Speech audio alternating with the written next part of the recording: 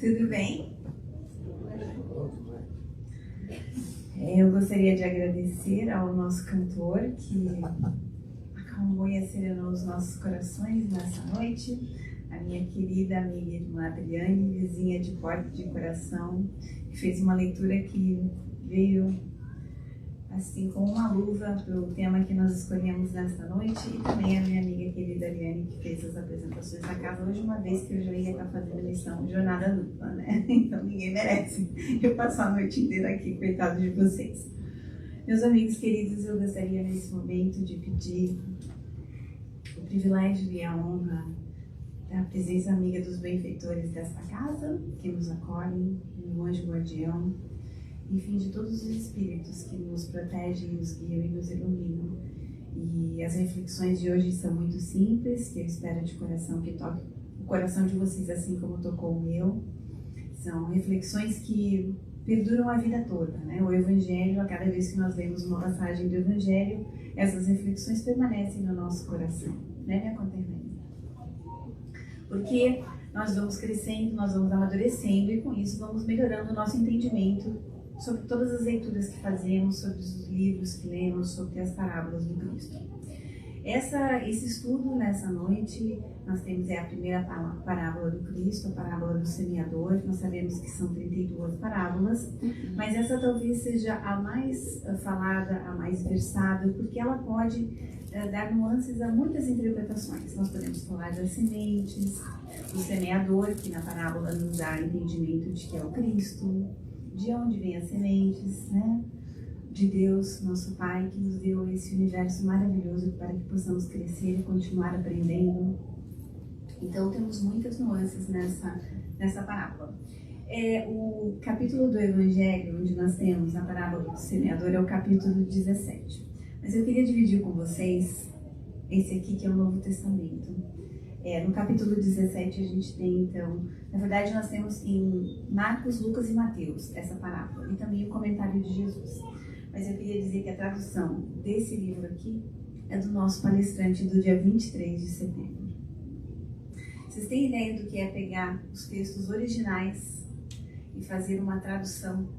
Essa tradução é do Haroldo Dutra Dias.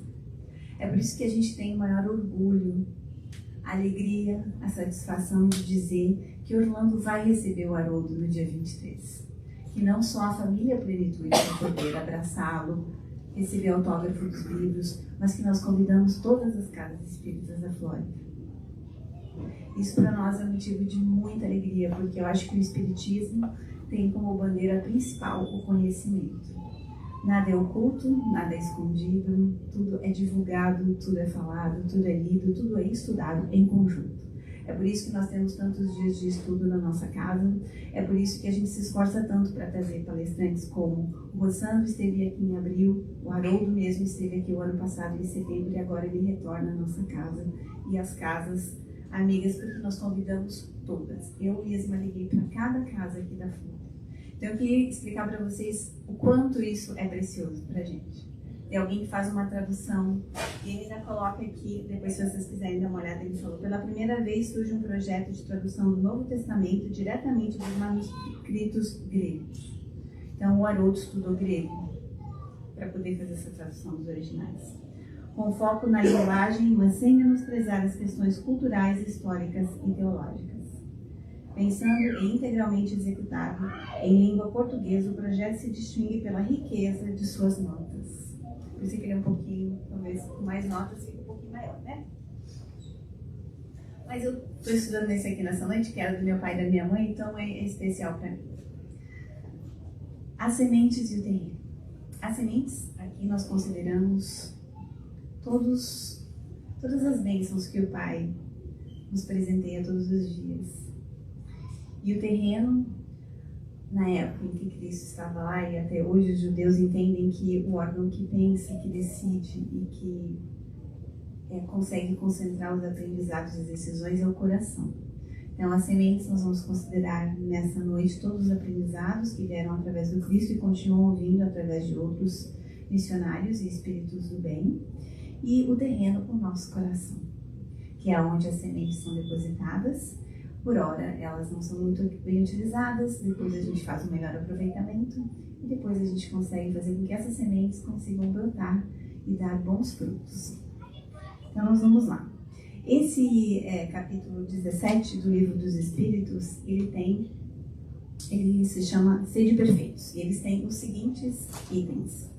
Caracteres, então assim, é um capítulo onde a parábola está no meio desse capítulo, tá? Só para vocês saberem, depois quando vocês forem para casa, vocês vão saber se localizar. Então, o capítulo Sede Perfeitos, também que é uma chamada, né, na moral nossa. Caracteres da perfeição, o homem de bem, os bons espíritas.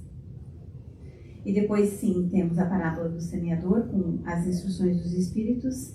E nessas instruções dos espíritos, que são psicografias, nós temos, ele fala do dever, a virtude, os superiores e os inferiores, um homem no mundo, cuidar do corpo e do espírito. Então, essa parábola está inserida nesse capítulo 17, que é Sede Perfeitos.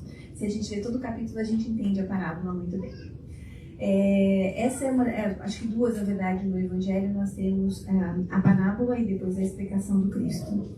Essa eu acho que é a mais clara. Talvez outras ele tenha explicado, mas não ficou tão claro. E essa aqui está transcrita no Evangelho, então a gente pode ler. A parábola do semeador, como eu disse, está em Marcos, Lucas e Mateus. Mas a gente vai considerar Mateus, porque é esse que está aqui no nosso Evangelho, tá bem? Naquele mesmo dia, Jesus, tendo saído de casa, sentou-se perto do mar. E se reuniu ao seu redor uma grande multidão de povo. Por isso, ele subiu num barco, onde se sentou, todo o povo estando na margem, e lhes disse muitas coisas por parábolas, falando-lhes desta maneira. Nós sabemos que naquela época as pessoas cultivavam a terra e nas noites normalmente iam às sinagogas, aos templos, para aprender as máximas do Velho Testamento ainda. Então, era uma prática daquela época que durante o dia se elaborava com as mãos, à noite aprendíamos em espírito a sermos, né? Porque nós também estávamos lá, sermos pessoas melhores.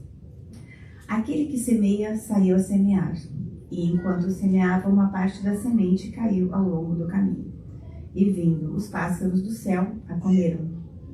Outra caiu nos lugares pedregosos, onde não havia muita terra, e logo nasceu, porque a terra onde estava não tinha profundidade. Mas o sol, tendo se erguido, em seguida a queimou, e, como não tinha raízes, secou. Outra caiu nos espinheiros, e os espinhos, vindo a crescer, a sufocaram. Outra, enfim, caiu em boa terra, e deu frutos, alguns grãos, rendendo 100 por um, outros 60, outros 30. Ouça aquele que tem ouvido de ouvir. Mateus capítulo 13, versículos 1 a 9. Para que nós possamos entender essa parábola, é muito importante que a gente entenda como funcionava, como era regida a agricultura há 2000 anos atrás na Palestina. Não existiam métodos que nós temos hoje, obviamente. Então, como é que eles faziam? Os agricultores retiravam os grãos daquilo que lhes servia, daquilo que seria guardado nos celeiros para que eles se alimentassem.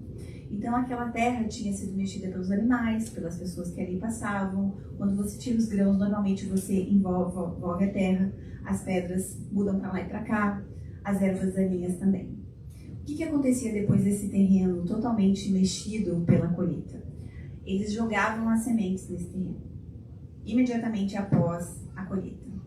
E, depois disso, eles vinham com uma espécie de arado e um animal e faziam os sulcos na terra, para que a semente crescesse, não para que ela fosse depositada, porque ela já tinha sido depositada. Então, Jesus, na sua sabedoria incrível, pegou exatamente uma coisa que era peculiar, eles faziam exatamente dessa forma. Quando você joga as sementes na terra que não foi preparada, você passa um arado, essas sementes se movimentam. Eventualmente elas vão cair perto dos espinhos, eventualmente sobre as pedras. Às vezes numa terra tão firme, tão condensada que nada penetra, e às vezes em terra fértil. Mas naquele momento era a forma como eles tinham de fazer. Então Jesus colocou exatamente como eles executavam naquela época. Ele fala de uma forma tão sublime que todos se identificavam com aquilo, né? E ficavam prestando atenção. Então essa é a nossa parábola. Para entender a parábola é muito importante, o que eu já disse, falar sobre a época de 2000 anos atrás, como é que a agricultura se planejava. Hoje ela realmente se planeja, porque hoje a gente prepara o terreno para depois depositar sementes para que elas cresçam. Os elementos implícitos, a Adriane já leu aqui, você prestou atenção? Que ela leu os elementos implícitos que Deus nos dá sempre. A chuva, o sol, os nutrientes, corrige o crescimento das sementes. Deus nos dá todos esses elementos. Todos os dias da nossa vida, estejamos nós na agricultura, no dia a dia lá fora, Deus nos dá os elementos, nos dá saúde, nos estimula, nos manda emissários. Nós temos amigos, pessoas que nos rodeiam, livros bons, o plenitude para se conectar, amigos que nunca nos abandonam. Esses são elementos implícitos que Deus nos dá para que as sementes realmente possam germinar em boa terra e possam dar bons frutos, né? Quando a gente tem uma terra bem trabalhada no nosso coração, a probabilidade é que nós possamos aí dar bons frutos, não só para o nosso enriquecimento pessoal, mas da nossa família biológica, da nossa família espiritual, que eu considero essa. Eu não sei, como eu estou longe da minha família biológica, que hoje eu tenho minha mãe e minha irmã, eu considero essa aqui a minha família. Eu posso dizer isso sem nenhum problema, porque realmente eu considero cada um de vocês irmãos, porque eu acho que é exatamente esse o propósito que Deus tinha quando nos tirou do Brasil para trazer para cá. Nós todos somos irmãos, nós todos temos o mesmo Pai e temos os aprendizados do Cristo. Então isso nos faz formar uma grande família. Então, os elementos implícitos teremos sempre. Deus nunca dá menos do que a gente precisa para cada situação. Eu também nunca vi nenhum agricultor reclamar se choveu muito, se choveu pouco, se tinha pouco sol, se tinha muito sol, se a água não era suficiente. Eu vejo os agricultores e eu quis nessa noite fazer uma homenagem à minha família, que eu cresci numa lavoura de arroz no interior do Rio Grande do Sul. O arroz é cultivado no verão, então é muito quente, mas precisa de muita água no pé. Então, normalmente, essas lavouras são feitas perto de açudes, de grandes lagos ou de grandes rios para que se possa irrigar. Então, é um cultivo muito bonito, porque tudo fica verde, o pé sempre tem que ter água e muito sol porque ele germina muito rápido. Eu cresci e tenho o maior orgulho de dizer que eu vejo que os agricultores têm uma resiliência, uma força, uma fé em Deus inabalável, porque muitas vezes todos eles perdem as suas colheitas, mas no outro ano eles arregaçam as mangas e começam tudo de novo. Quem tem amor pela terra e pelo que faz, não esmorece, continua sempre. Mesmo perdendo um ano, às vezes perde no outro, mas continua na jornada. Aproveitamento das sementes. As sementes nunca nos faltarão, por isso temos que refletir sobre o terreno íntimo. Nós já comentamos que as sementes são mandadas, né, pelo Pai, pelo seu Evangelho, pelos ensinamentos do Cristo, que nós temos todas as parábolas, todos os seus ensinamentos, todos os seus exemplos de amor. Então, essas sementes vêm em boa qualidade. Resta-nos saber como está o terreno do nosso coração, que às vezes ele não é um terreno todo igualzinho, ele tem lugares onde a gente ainda está impermeável, lugares onde a gente ainda tem algumas pedrinhas para serem removidas, lugares em que ainda a gente permite que os espinhos cresçam e também lugares do nosso coração em que a terra já está fértil e próspera para a produção de grãos, de amor, de paz, de alegria. Primeiro tipo de sol. Eu vou ler a passagem aqui para vocês verem quais foram as considerações do próprio Cristo quando ele falou do primeiro tipo de solo, que vocês lembram, né? É o solo à beira do caminho. E Cristo falou assim: escutai, pois, vós outros, a parábola do semeador. Todo aquele que escuta a palavra do reino e não lhe dá atenção, o espírito maligno vem e arrebata o que havia sido semeado no seu coração. É aquele que recebeu a semente ao longo do caminho. Aquele que recebeu ao longo do caminho. Vocês conhecem estrada, com certeza, uma estrada compactada andada pelos animais ou pelas pessoas, certo? É uma terra muito impermeável. Ele deu esse exemplo porque também naquela época lá, por causa dos animais, todos passando, tinha uma terra ali que era completamente impermeável. Nós consideramos que esse terreno, que é o primeiro tipo de solo, que é o solo à beira do caminho, ele é um solo muito inconsciente. É quando o nosso coração ainda não tem ainda todo o conhecimento que ele precisa para deixar que a semente penetre ali. Ele é um solo que rejeita, na maioria das vezes, os conhecimentos. Ele é um solo ainda embrutecido, que tem muita dificuldade de entender as virtudes, o amor, a caridade, a benevolência. Então é um solo muito impermeável, a semente fica ali por pouco tempo, os pássaros vêm, levam e vão embora. Mas nós sabemos também que Deus, em toda a sua misericórdia, jamais esqueceria nenhum de nós, não é? Eu acho que isso tem muito que consolo no nosso coração, porque eu vejo a doutrina espírita como um consolador mesmo, a nos dizer que todos nós estamos num processo de crescimento. Quando eu comecei a estudar essa palestra, eu pensei assim, nossa, aquele ali tem espinho no coração, aquele ali tem pedra no coração. Quando eu comecei a ler mesmo, eu vi, nossa, que feio. Porque, na verdade, a gente vê no outro o reflexo do que a gente tem, né? Então, o que acontece? Todos nós estamos no processo de crescimento, todos nós somos os irmãos e filhos do mesmo pai. Se o meu irmão está passando por aquele problema, eu ou acabo de passar, ou eu eventualmente passarei. Porque todos nós vamos passar pela estrada do aprendizado e do conhecimento. E todos nós vamos transmutando a terra do nosso coração impermeável numa terra fértil, que ainda assim tem uma graduação muito diferente. É através das dificuldades. Qual é? Aqui tem uma parte que fala do dever e tem uma frase que diz assim: a igualdade diante da dor é uma sublime previdência de Deus, que quer que os seus filhos, instruídos pela experiência comum, não cometam o mal argumentando com a ignorância dos seus efeitos. Vejam que se nós cometemos o mal por algum equívoco ou por desconhecer as leis de Deus, quando nós sentimos os reflexos dessa dor no nosso coração, a gente percebe como o outro também vai sentir. Então, a dor, como diz Leon Denis no livro O Problema do Destino do Ser e da Dor, é exatamente isso. É uma mestra divina que abre no nosso coração, no nosso terreno íntimo, sulcos, como alavrar o nosso coração, para que ele comece a ter uma certa permeabilidade, para que algumas sementes sejam depositadas ali. Então, esse tipo de solo tem recurso.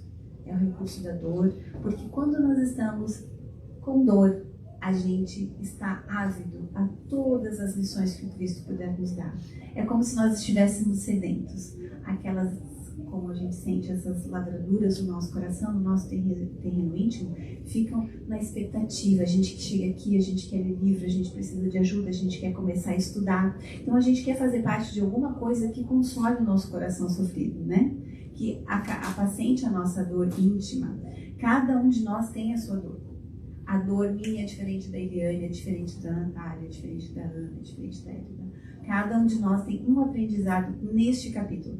Na nossa longa jornada de encarnações, somos espíritos eternos, cada vida é um capítulo. Talvez neste capítulo nós tenhamos alguns comprometimentos que viemos acertar, provas e expiações. Na outra vida, se nós conseguirmos passar por esses testes, teremos outros e assim iremos avançando e conseguindo melhorar a qualidade do nosso terreno íntimo, né?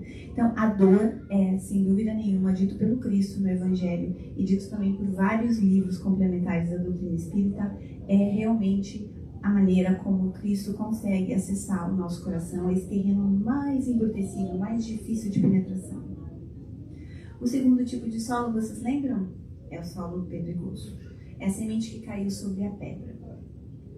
Veja que aqui ele fala exatamente dos conhecimentos que a gente recebe e que a gente acha até bonito, a gente acha que faz sentido, mas depois na hora da aprovação a gente se esquece deles. E Jesus fala assim: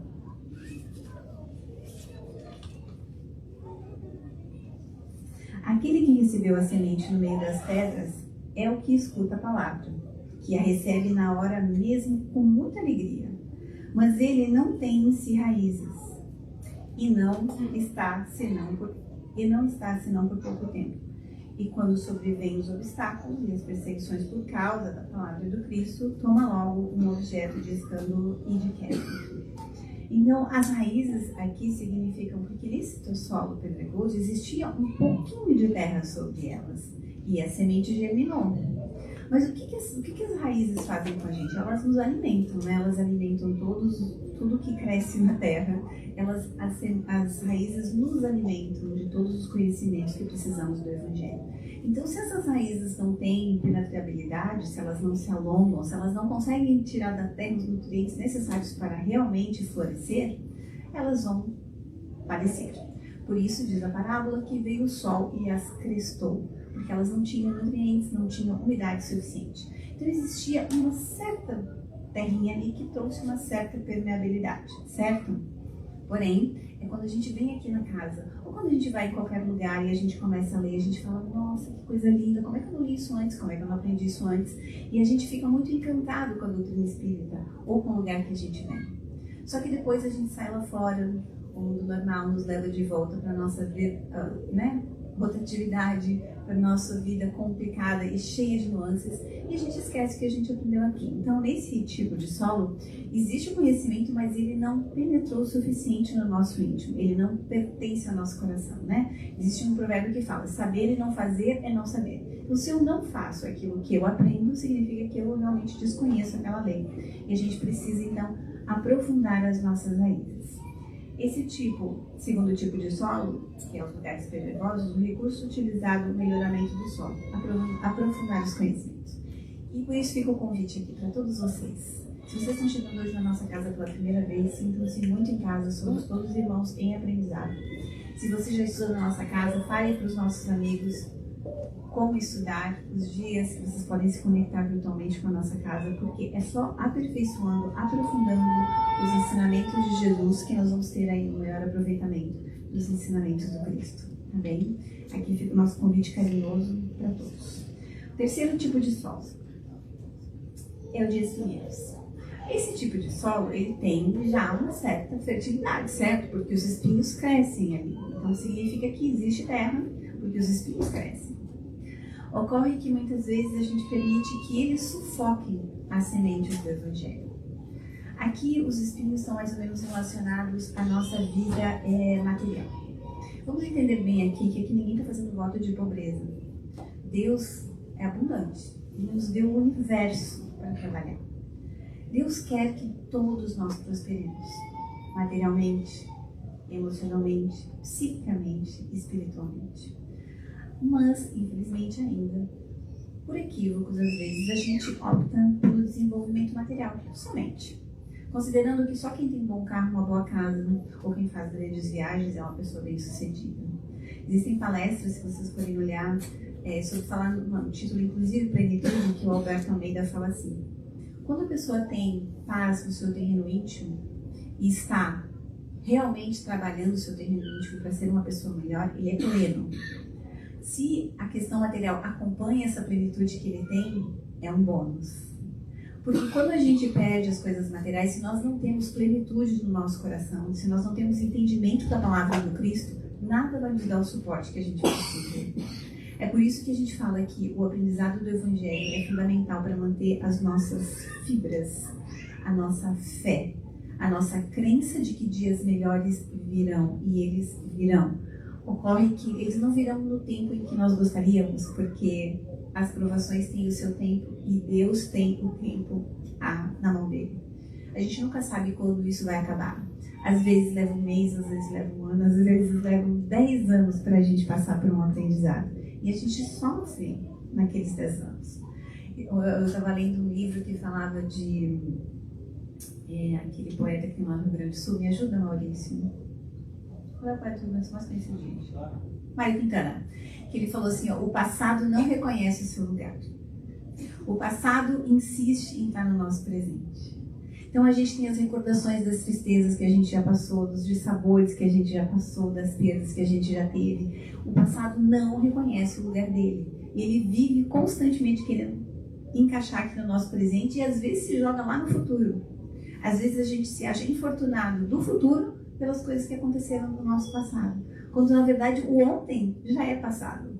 Se alguma coisa aconteceu que machucou o nosso coração, a nossa alma, ontem, a gente já deveria desconsiderar, como diz Maria Quintana.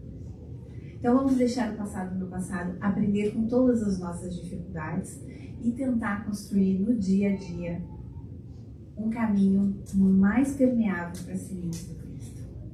Então, no terceiro tipo de solo, nós temos um certo entendimento, nós temos terrinha, e vamos ver o que Cristo diz a respeito disso.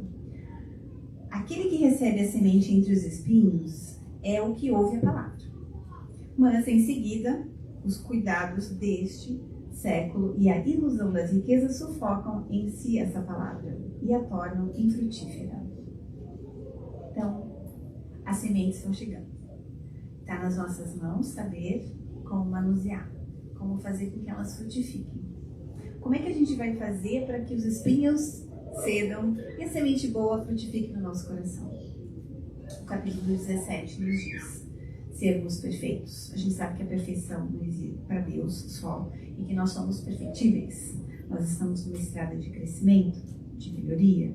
Então, todos os dias fazer um pouquinho melhor. Essa é a grande artifício, a grande estrada que nos leva a um terreno mais fértil.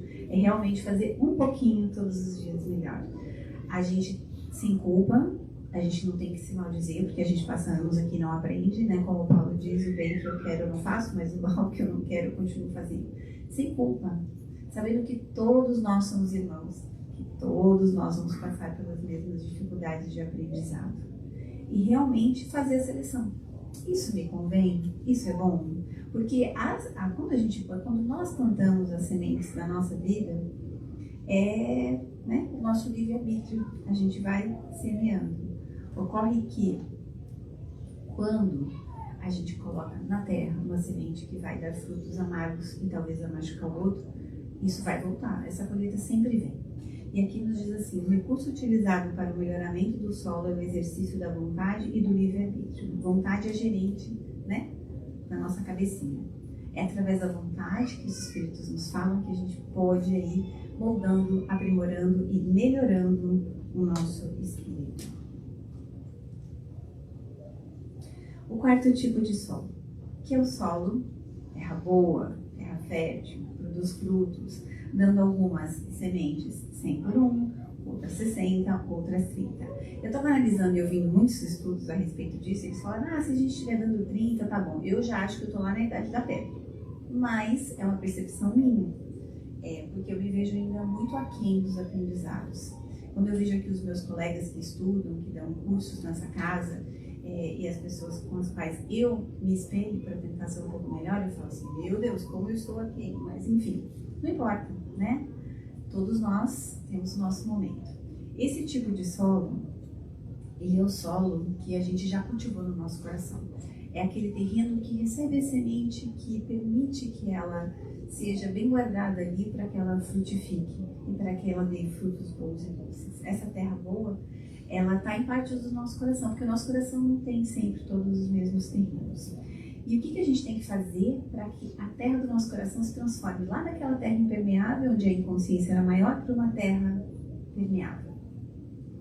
Caridade, benevolência, cuidado com o próximo, perdão das ofensas, amar o nosso inimigo, buscar as virtudes que a gente tem no Evangelho.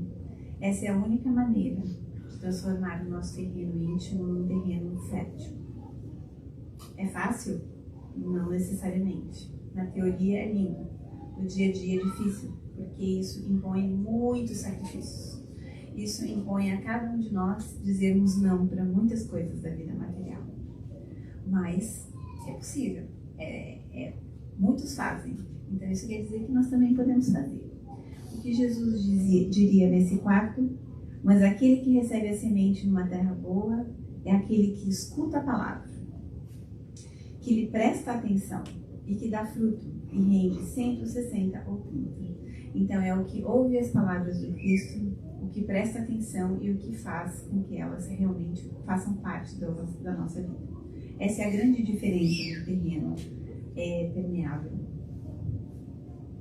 Nossa vida e as estações. Nesse livro, um dos livros que eu estava lendo para a palestra, para o estudo, o Consolador, ele fala que nós deveríamos, na primavera, onde tudo floresce, e no verão, onde tudo dá, guardar as reservas espirituais. Porque quando nós estamos felizes, muitas vezes a gente esquece de voltar aqui na casa, né? A gente vem porque a gente precisa de um paz, porque a gente precisa de um acolhimento fraterno. E quando as coisas começam a melhorar, a gente não volta. Isso é porque a gente está se sentindo bem, que é maravilhoso. Só que às vezes, aquele pouco tempo que a gente teve aqui não foi suficiente para que nós tenhamos reservas espirituais, conhecimento espiritual que nos garanta no outono e no inverno.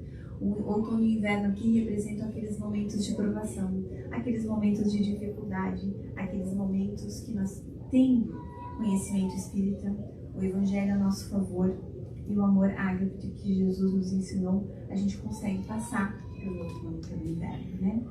Fazendo uma analogia com... Existe uma psicoterapeuta alemã, que ela faz uma comparação com a saída do paraíso de Adão e Eva, porque comeram pelo conhecimento. E ela fala exatamente isso, que todo mundo que come do fruto do conhecimento abandona algum tipo de paraíso. O paraíso é o desconhecimento, é quando a gente não sabe o certo e o errado. Mas quando a gente aprende o certo e o errado, a gente deixa para trás algum tipo de paraíso, porque isso significava a nossa inconsciência. A gente não tinha consciência do que era equivocado. Quando a gente aprende, a gente passa a ter consciência e passa a receber cada vez mais. Às vezes a gente se pergunta, nossa, mas antes eu não fazia nada, não estudava, não percebia que eu estava fazendo errado e estava tudo indo razoavelmente bem. Ocorre que o conhecimento ele é como uma luz dentro de nós, que ilumina o nosso coração. Aquilo que não nos incomodava 10 anos atrás, hoje incomoda. Tem equívocos que nós cometíamos antes que passavam totalmente desapercebidos pela nossa consciência. E hoje a gente se reflete. Nossa, mas eu fazia isso, hoje eu não faço mais. Então isso significa que está dando certo. Que nosso conhecimento está sendo introjetado. E que nós estamos melhorando. E considerando todos irmãos. Independente de cor, de raça, de classe social, de estudo, não importa. Todos somos irmãos. Então, que tal se nós conseguíssemos agora manter nos nossos celeiros reservas espirituais para que quando as dificuldades batam na nossa porta, nós tenhamos aí força e coragem para passar por as dificuldades. No Consolador Prometido, nós temos 2 perguntas, a 232, que fala o que mais podemos fazer para sermos melhores, e Emmanuel fala, conhece-te a ti mesmo.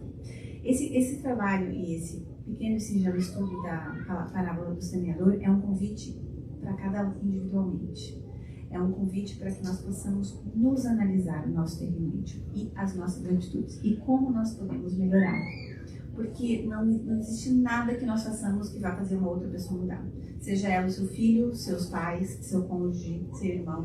Ninguém muda se não quiser. E isso é claro, se você ler qualquer literatura, todos falam.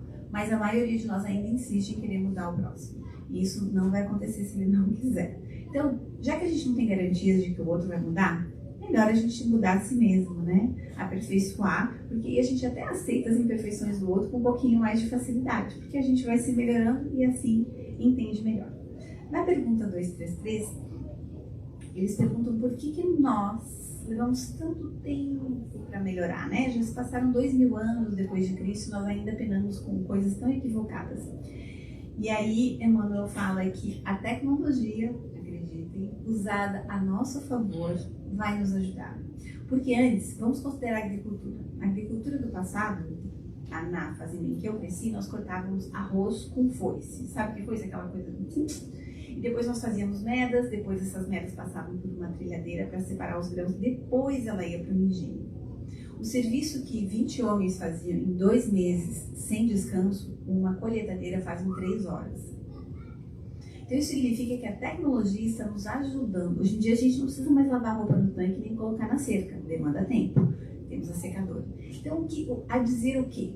Que nós temos a tecnologia e o desenvolvimento da humanidade para que nós possamos ter um pouquinho de tempo a mais para estudar, né? Para nos aperfeiçoarmos.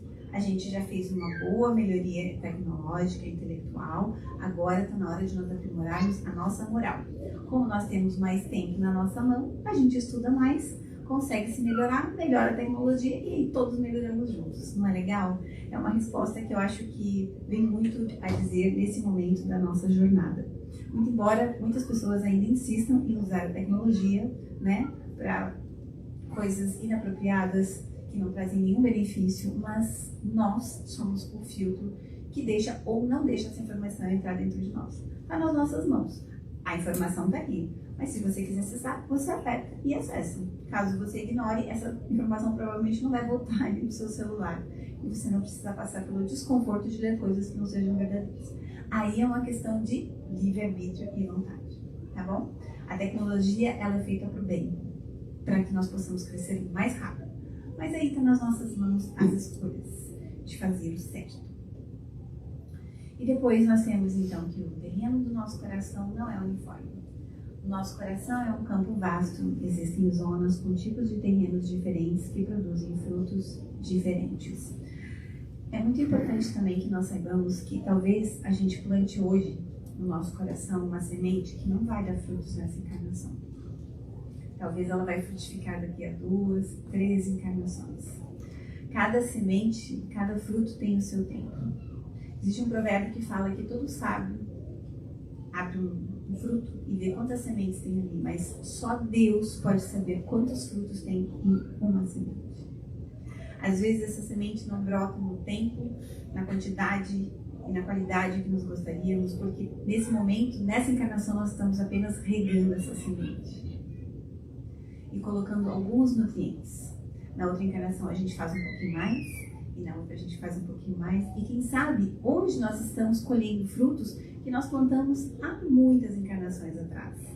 Quando vem uma coisa que realmente enche o nosso coração de alegria, que nos transporta para um outro lugar de satisfação, quando a gente liga para um amigo e fala, a gente conseguiu, isso talvez seja a colheita de sementes que a gente colocou na terra há muito tempo atrás e teve que esperar. Então, ter paciência, porque a semente vai germinar no tempo certo. A natureza toda tem seu tempo. E o nosso aprendizado também. Não adianta nós nos afobarmos, querer pular etapa, porque a gente vai apodrecer a semente antes que ela possa realmente dar bons frutos. É muito importante a gente saber disso, porque aí a gente não fica ansioso. Jesus não era ansioso, né? Porque ele sabia que o Pai controlava tudo, sabia tudo, era benevolente, caridoso, misericordioso para todos nós. Nós ainda temos um pouco dessa ansiedade, porque a gente vive num mundo muito corrido, onde as coisas são muito rápidas e se a resposta não chega no nosso celular em questão de segundos, a gente começa a ficar nervoso. Mas vamos lembrar que em matéria de crescimento espiritual, de ter um terreno permeável e mais consciente, porque o terreno fértil ele tem mais consciência do que ele quer. Um terreno impermeável lá à beira do caminho, as pedras nós tínhamos um pouquinho de consciência. No espinheiro a gente tem ali a vontade, o livre-arbítrio, a gente tem também uma consciência parcial. Mas na terra fértil, por isso é que existem 100 por uma semente, 60 por uma semente, 30. Porque ali vai depender de muitas nuances, de muitos nutrientes. Quais os nutrientes que a gente está colocando lá? É o amor? É abraço? É ligar para os seus amigos? Qual é o nutriente que você está colocando lá? Então, esses nutrientes vão fazer com que elas deem na sua máxima potência. Tá bem assim? Não é difícil, é fácil, mas é um desafio, né? Para nós terminarmos nessa noite, nós temos ali no Evangelho a parte que fala o homem no mundo. Um sentimento de piedade deve sempre animar o coração daqueles que se reúnem sob os olhos do Senhor e imploram a assistência dos bons espíritos. Purificai, pois, os vossos corações. Não deixeis neles demorar nenhum pensamento mundano ou fútil. Elevai o vosso espírito até aquele a quem chamais, a fim de que, encontrando em vós as disposições necessárias, possam lançar profusamente a semente que deve germinar em vossos corações e nele dar frutos de caridade e de justiça. Eu desejo do fundo do meu coração que todos vocês possam aproveitar as sementes do Evangelho todos os dias e que deem frutos doces e que o jardim interno de cada um tenha flores lindas, perfumadas e que encantem a todos. Muito obrigada.